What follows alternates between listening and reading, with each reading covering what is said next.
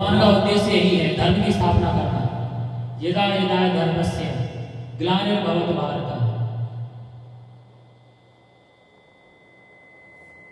इसीलिए भगवान युद्ध भूमि में पांडवों की तरफ से खड़े हैं और उन्होंने युद्ध न करने की प्रतिज्ञा ले रखी है। फिर भी कौरव भयभीत है, दुर्योधन भयभीत है कि अगर वो युद्ध नहीं करेंगे तब भी कोई ना कोई रास्ता निकाल सकते हैं। वो सर्वसमर्थ है। भगवान की शक्ति के बारे में सभी जानते हैं, कौरवों की तरफ से उपस्थित सभी कौरव जानते हैं, लेकिन अभिमान इतना है कि उस बात को मानने को तैयार नहीं, इसलिए वो युद्ध में उपस्थित हुए। इसके बाद और भी बहुत सारे योद्धा हैं जो पांडवों से प्रेम करते हैं, जैसे पांडवों के सगे रिश्तेदार मामा शल्य, उन्होंने कौरवों की तरफ से युद्ध किया। उनके साथ छल किया गया। क्या छल किया गया? जब वो यात्रा करते हुए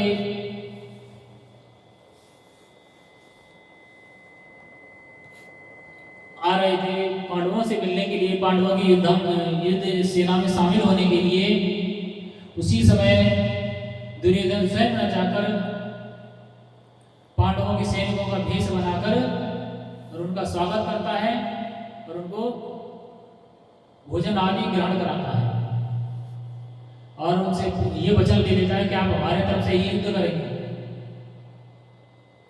तो जो महाराज शल्य हैं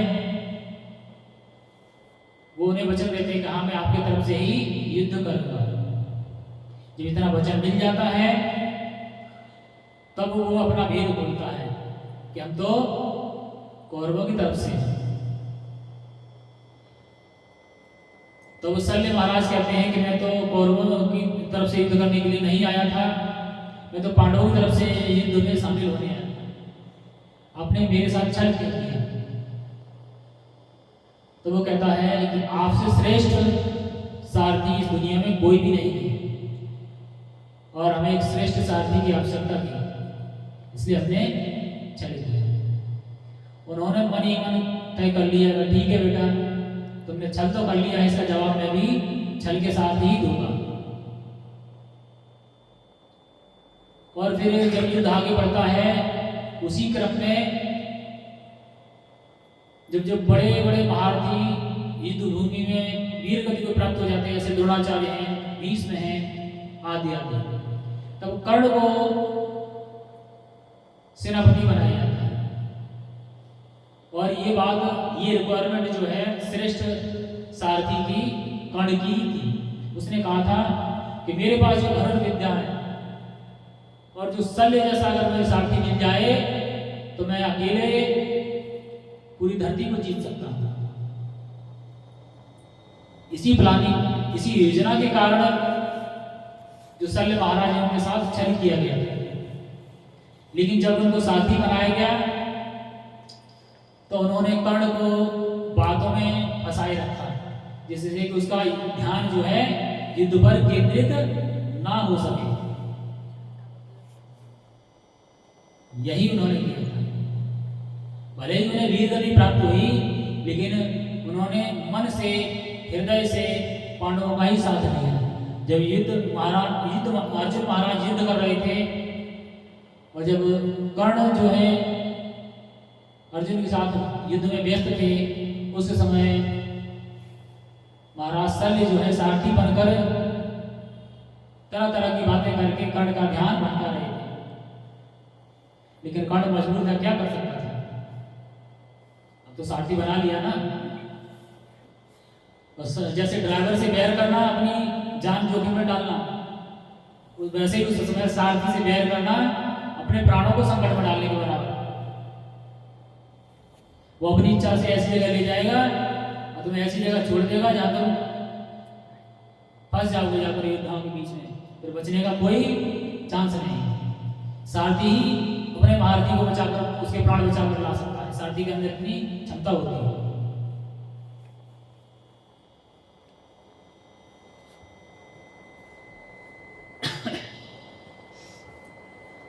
तो इस तरह से जो महाराज शल्य हैं वो कौरवों की तरफ से युद्ध करने के लिए गए थे और समय आने पर उन्होंने कर्ण का सारथी बनना भी स्वीकार किया था। इसलिए क्या है, दुर्योधन को संदेह है कि ये सभी बड़े बड़े महारथी हैं, कभी पराजित नहीं हुए, लेकिन इनका जो हृदय से जो प्रेम है, जो लगाव है, वो पांडवों के साथ है। ये सभी धर्मात्मा है, लेकिन किसी कारणवश मेरे तरफ से युद्ध तो कर रहे हैं, लेकिन इनका मन सदैव पांडवों की तरफ से लगा रहता है और यही कामना करते हैं कि पांडवों की विजय हो। और उसके बाद जब भीम का वर्णन करता है तो कहता है भीम भले ही, मन में उसके ये विचार आता है कि भीम भले ही नवसी किया है, लेकिन जब वो युद्ध में करता है तो आंख बंद करके युद्ध करता है, वो नहीं देखता किसको कहां मार रहा है। वो युद्ध में ऐसे घुस जाता है जैसे एक हाथी जंगल में घुस जाता है तो वृक्षों को काटना प्रारंभ कर देता है, वैसे ही वो युद्ध में जाता है और जो उसके सामने आता है उसको मरना ही पड़ता है। इस तरह से वो भयभीत है भीम के कारण।